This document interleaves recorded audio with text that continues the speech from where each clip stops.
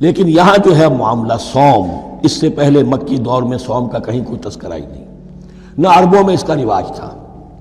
یہ لفظ بھی عربی زبان میں تھا گھوڑوں کے لیے، گھوڑے روزہ رکھتے تھے۔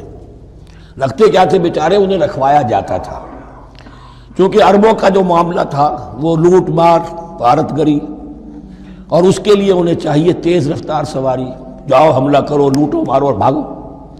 اونٹ جو ان کی فضا اور ان کے ماحول کے لیے مناسب تھا وہ زیادہ تیز دوڑ نہیں سکتا، اپنی اس ضرورت کے لیے گھوڑا چاہیے تھا۔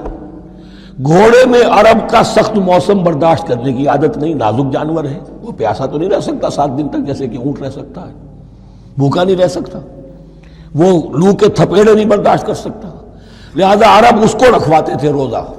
کھانا پینا بند کیا اور اس کے جو ہے منہ کر کے کھڑے ہو گئے جب گرم تیز ہوا چل رہی ہے، خود تو اپنے آپ کو لپیٹ لیا اپنے گھٹنے میں، غترہ کہلاتا ہے وہ جو بھی کپڑا اوپر ہوتا ہے، اور وہ اس گھوڑے کو جو ہے وہ ساری آگ اس پر برس رہی ہے تاکہ اس میں عادت پیدا ہو جائے جھیلنے کی، برداشت کرنے کی۔ تو جنگ کے موقع پر کہیں یہ دغا نہ دے جائے، اگر یہی ہمت ہار گیا تو اس کا تو کیا کیا جائے گا، تو اصل میں سوار ہے جو مارا گیا۔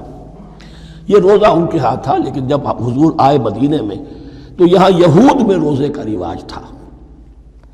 وہ ایک تو عاشورہ کا روزہ رکھتے تھے، اس لیے کہ وہ تاریخ تھی جس میں کہ نجات ملی تھی بنی اسرائیل کو فرعونیوں سے۔ پہلے یہ کہ ہر مہینے میں 3 روزے، اب اگر 30 کے 30 روزے ایک ہی مہینے میں فرض کر دیے گئے ہوتے اور وہ ہوتے جون جولائی کے تو جان نکل جاتی۔ بہترین تدبیر یہ کی گئی ہر مہینے میں، اور یہ موسم سارے آ رہے ہیں اس میں۔ پھر کچھ عرصے کے بعد یہ رمضان کا روزہ فرض کیا گیا۔ پہلا جو روزہ تھا 3 دن کا، اس میں یہ بھی تھی اجازت کہ جو اگر مسافر نہیں ہے، بیمار بھی نہیں ہے، طاقت رکھتا ہے روزہ رکھنے کی، پھر بھی روزہ نہ رکھے تو اس کا فدیہ یہ ہے کہ 1 مسکین کو کھانا کھلائے۔ علی الاطلاق تھا یہ۔ جب رمضان کے روزے کی فرضیت ہو گئی تو اب یہ فدیہ نہیں ہے، البتہ حضور نے اس کو باقی رکھا ایسے شخص کے لیے جو بہت بوڑھا ہے، یا کوئی خاتون بہت بوڑھی ہے برداشت نہیں کر سکتی، یا کوئی بیمار ہے، کسی سخت ایسی بیماری میں ہے کہ روزہ اس کے لیے جان کے لیے ہلاکت کا اندیشہ ہو سکتا ہے، اس کے لیے فدیہ برقرار رکھا۔ عام طور پر صحت مند شخص جو مسافر بھی نہ ہو اس کے لیے یہ رعایت ختم ہو گئی۔ یہ ہے ان آیات کی تعبیر جس پر میں پہنچا ہوں، اور بہت پہلے پہنچ گیا تھا، لیکن چونکہ اکثر مفسرین نے یہ بات نہیں لکھی ہے تو میں جھجکتا رہا، لیکن بعد میں مجھے معلوم ہوا کہ مولانا انور شاہ کاشمیری رحمۃ اللہ علیہ کی رائے یہی ہے، تو مجھے اعتماد ہو گیا۔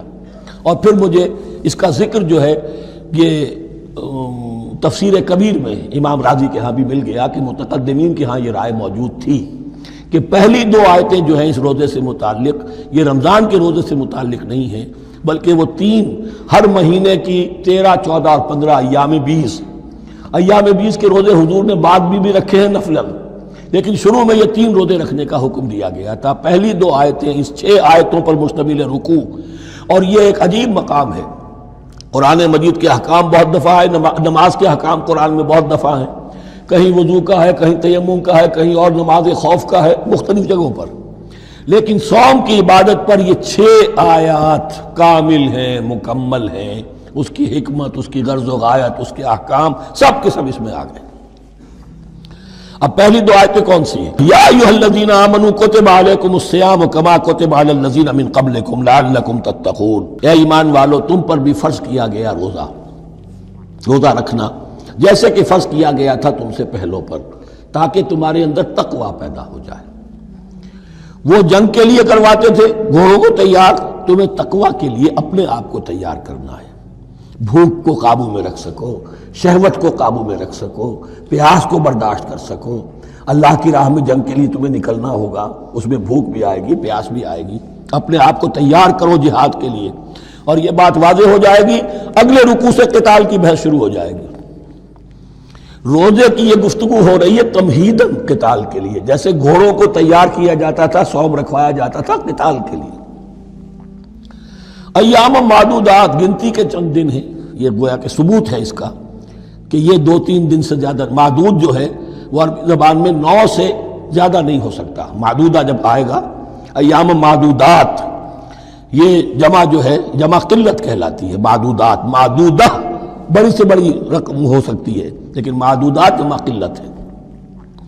گنتی کے چند روز ہیں. فمن کان منکم مریضا، ان میں بھی یہ رعایت ہے کہ جو تم میں سے بیمار ہو او علی سفر، یا سفر پر ہو، فعدۃ من ایام اخر، تو وہ تعداد پوری کر لے دوسرے دنوں میں. وعلی الذین یطیقونہ، اور جو اس کی طاقت رکھتے ہوں، فدیۃ طعام مسکین، وہ فدیہ دیں ایک مسکین کا کھانا کھلانا. ان آیات کی تفسیر میں جیسا کہ میں نے عرض کیا مفسرین کے بہت سے اقوال ہیں، اب میں اس کی بحث میں نہیں جا سکتا. جو میں نے اپنے مطالعے کے بعد رائے قائم کی ہے میں صرف وہی بیان کر رہا ہوں کہ اس وقت، اور یہ امام راضی کے الفاظ ہیں کہ یہ فرضیت الگ تعیین نہیں تھی بلکہ الگ تخییر تھی. فرض تو ہے روزہ، لیکن اس کا بدل بھی دیا جا رہا ہے، اگر تم نہیں رکھنا چاہتے تو تم ایک مسکین کو کھانا کھلا دو.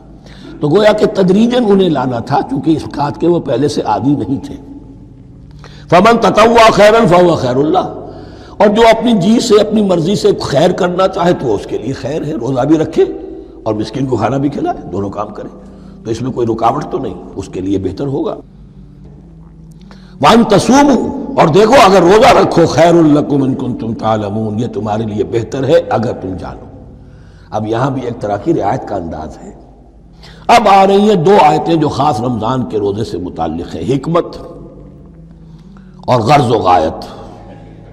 پھر ایک آیت طویل آئے گی احکام، اور پھر ایک آیت آئے گی لٹمس ٹیسٹ. یہ 6 آیتیں. شہر رمضان الذی انزل فیہ القرآن، رمضان کا مہینہ وہ ہے جس میں قرآن نازل کیا گیا. ھدی للناس وبینات من الھدی والفرقان، لوگوں کے لیے ہدایت، اور ہدایت کی بھی روشن بینات باتیں، والفرقان، اور حق و باطل میں فرق کر دینے والی چیز. فمن شہد منکم الشہر، تو جو کوئی بھی پائے اس مہینے کو، یا جو شخص بھی مقیم ہو اس مہینے میں، مسافر نہ ہو، فلیصم، اس پر لازم ہے کہ روزہ رکھے. اب وہ وجوب علی التخییر ختم ہو گیا، اب وجوب علی التعیین، اب یہ لازم ہے، یہ رکھنا ہے. ایک رعایت باقی رکھی، ومن کان مریضا او علی سفر فعدۃ من ایام اخر، جو بیمار ہے یا یہ کہ سفر پر ہے وہ تعداد پوری کر لے دوسرے دنوں میں. یرید اللہ بکم الیسر ولا یرید بکم العسر، اللہ تمہارے ساتھ آسانی چاہتا ہے، سختی نہیں چاہتا. یہ لوگ اپنے اوپر سختیاں جھیلتے ہیں، شدید جو ہے سفر کے اندر بھی روزہ رکھے ہوئے، حالانکہ یہاں اجازت دی ہوئی ہے. یہ بلکہ حضور نے ایک مرتبہ ایک سفر میں کافی سرزنش کی. کچھ ایک جہاد اور قتال پہ نکلے تھے، لیکن کچھ لوگوں نے اس سفر میں بھی روزہ رکھ لیا. نتیجہ یہ ہوا کہ سفر کے بعد جہاں منزل میں اب جا کر خیمے لگانے تھے وہ نڈھال ہو کر گر گئے. جن لوگوں کا روزہ نہیں تھا انہوں نے پھر وہ خیمے لگائے، منزل کا کام کیا. تو حضور نے فرمایا کہ لیس من البر الصیام فی السفر، روزے رمضان اس میں سفر میں روزہ رکھنا کوئی نیکی کا کام نہیں ہے. لیکن ہمارا تصور اور ہے، 105 بخار چڑھا ہوا ہے، روزہ نہیں کھولوں گا میں، روزہ تو میں نے رکھا ہوا ہے، یا روزہ تو میں نہیں چھوڑوں گا. حالانکہ جہاں رعایت اللہ کی ہے اس رعایت سے فائدہ نہ اٹھانا ایک طرح کا کفران نعمت ہے. وَلِتُكْمِلُوا الْعِدَّةَ، لیکن تمہیں عدت اور تعداد اب پوری کرنی ہوگی. وہ جو تھی ایک رعایت کہ فدیہ دے کر فارغ ہو جاؤ، وہ نہیں ہے. وَلِتُكَبِّرُوا اللَّهَ عَلَىٰ مَا هَدَاكُمْ، اور تاکہ تم تکبیر کرو اللہ کی اس پر کہ جو اس نے ہدایت تمہیں عطا فرمائی. وَلَعَلَّكُمْ تَشْكُرُونَ، اور تاکہ تم شکر کر سکو اس نعمت عظمیٰ کا جو قرآن حکیم کی شکل میں تمہیں دی گئی ہے.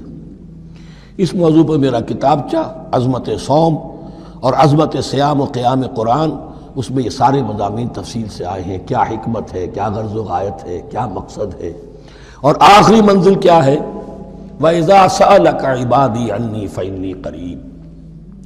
مطلوب تو یہ ہے کہ تمہارا جو یہ جسم حیوانی ہے یہ کچھ کمزور پڑے، روح ربانی جو تم میں پھونکی گئی ہے اسے تقویت حاصل ہو.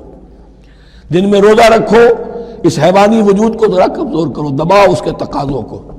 رات کو کھڑے ہو جاؤ، اللہ کا کلام سنو اور پڑھو تاکہ تمہاری روح کی آبیاری ہو، اس پر حیات، آب حیات کا ترشح ہو. نتیجہ کیا نکلے گا؟ تمہارے اپنے اندر سے ایک پیاس ابھرے گی. وَإِذَا سَأَلَكَ عِبَادِي عَنِّي فَإِنِّي قَرِيبٌ، تقرب الی اللہ کا جذبہ پیدا ہوگا. تو اے نبی، جب میرے بندے، ایسے بندے آپ سے میرے بارے میں سوال کریں، ان کو بتا دیجئے میں قریب ہوں، دور نہیں ہوں. یہ حقوق انسانی کا میرے نزدیک دنیا میں سب سے بڑا میگنا کارٹا ہے۔ اللہ اور بندے کے درمیان کوئی فصل نہیں ہے، فصل اگر ہے تو تمہاری اپنی خباثت ہے، اگر تمہاری نیت میں فساد ہے، حرام خوری تو کرنی ہی کرنی ہے، تو اب کس منہ سے اللہ سے دعا کرو گے؟ پھر جاؤ گے کسی پیر کے پاس، آپ دعا کر دیجئے، یہ نذرانہ حاضر ہے؟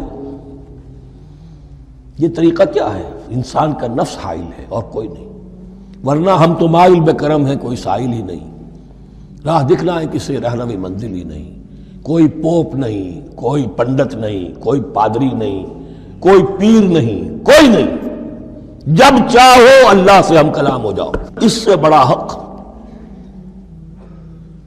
کیوں خالق و مخلوق میں حائل رہے پردے؟ پیران کلیسا کو کلیسا سے اٹھا دو۔